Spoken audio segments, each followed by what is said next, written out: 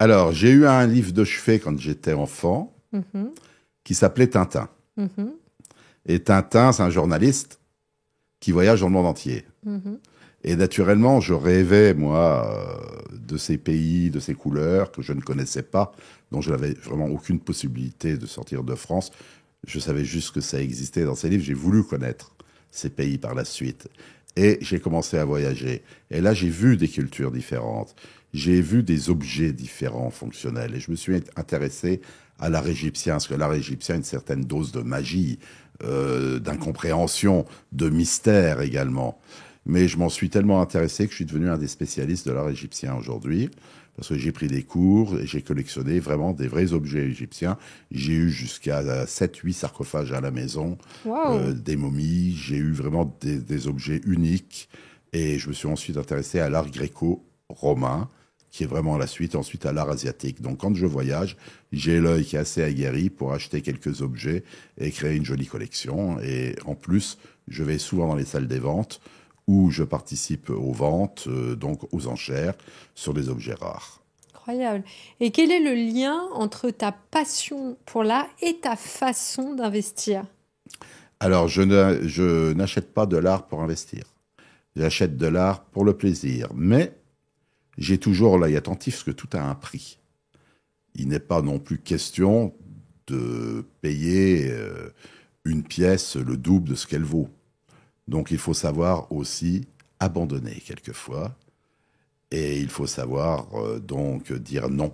Surtout dans le jeu des enchères où on lève la main en permanence, il faut faire attention. Une main levée, ça veut dire j'augmente le prix. Il faut savoir baisser la main à un certain moment et dire je le laisse. C'est une question de résilience, c'est une question d'effort sur soi-même.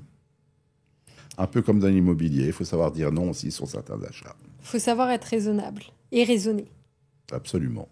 Et est-ce que tu as, donc tu parlais de ce livre de chevet quand tu étais enfant, et sinon par rapport au fait d'entreprendre de façon générale et d'investir, est-ce qu'il y a un livre ou un film qui t'a inspiré ou qui t'aide justement? Alors, pour investir dans les deux cas de figure, mais je peux vous citer quand même deux choses qui sont sympas. Mon livre de chevet, outre Tintin, quand j'étais enfant, quand j'avais vraiment 33 ans, c'était le Francis Lefebvre.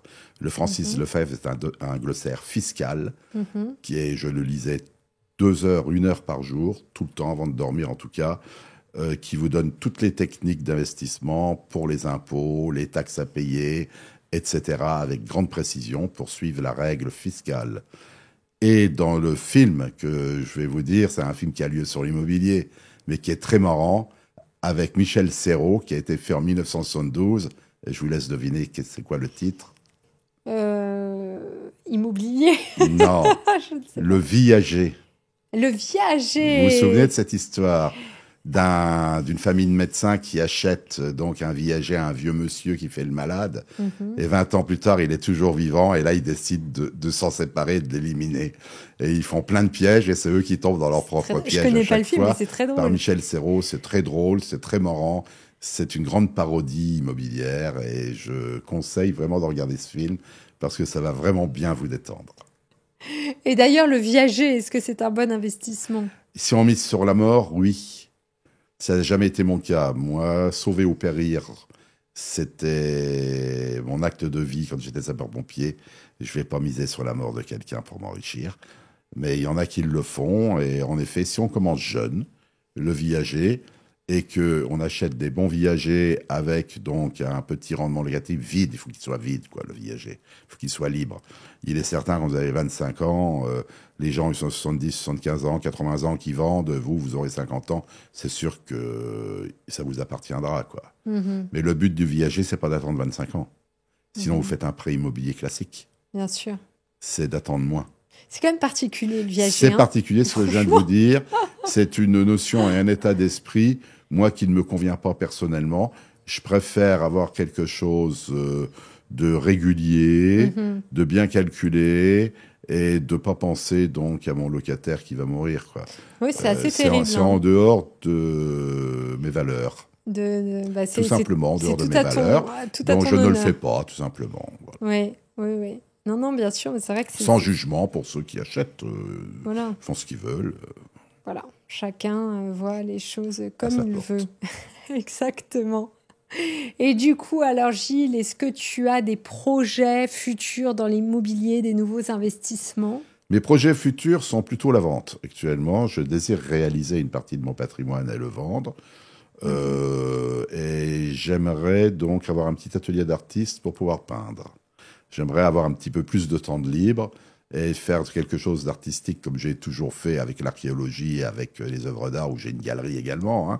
Mais par moi-même ce coup-là. Je vais voir si je suis capable de faire quoi que ce soit. Et j'espère que oui. Eh ben, Gilles, tu es l'homme des 1000 talents. Comme quoi, être pompier ensuite amène à des tas de voies incroyables dans la vie parce que ça t'a donné un mindset, une vision de la vie, une éthique, une ligne directive en fait, et qui t'amène à plein de métiers incroyables, bon, dont l'immobilier qui est le principal, mais t'es un homme de passion en fait. C'est ça. Je suis un homme qui, quand j'étais enfant, je rêvais d'être sapeur-pompier. J'ai été sapeur-pompier, ça tombe bien. Après, Super. je rêvais d'avoir un peu d'immobilier. Tous les Français rêvent d'avoir de l'immobilier, d'ailleurs. J'ai eu de l'immobilier. Je rêvais d'avoir des jolies œuvres d'art. J'ai eu quelques jolies œuvres d'art. Ben voilà, ça me suffit. Je suis content comme ça. J'aime bien les bons restaurants également, etc. Ben voilà, je fais en sorte que ça se passe comme ça. Et j'aime bien voyager, partir un peu à l'aventure. Je trouve que c'est une vie complète pour moi et qui me suffit à moi-même déjà. Bah, formidable. Bah, écoute, merci beaucoup, Gilles, pour ton expérience passionnante du milieu de l'immobilier. Je te souhaite encore plein de belles choses, ton atelier d'artiste, de continuer tes investissements et d'aider justement les jeunes via tes vidéos à les former, à leur donner tous tes bons conseils pour réussir. Je te remercie beaucoup. Je vais revenir sur le point pour aider les jeunes, c'est important. Aujourd'hui, on n'est pas sûr qu'on ait des retraites plus tard. Et la retraite par capitalisation, il faut se la faire soi-même. Le retraité, c'est vraiment la personne sur qui on peut tirer, à vue. Facile. Il touche de l'argent sans travailler tous les mois par le gouvernement. On peut réduire, et ce pas les gens de 80 ans qui vont aller faire la révolution dans la rue. Mais non. Donc, ce sont des gens fragiles, les retraités, quelque part. Donc, moi, je pars du principe qu'il faut créer sa propre retraite. Et la manière facile de créer sa propre retraite, il y en a deux, en fait, voire trois.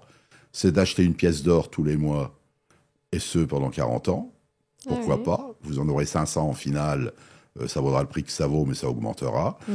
C'est de mettre de l'argent de côté, genre 200, 300 euros par mois, sur un compte d'assurance vie et d'attendre.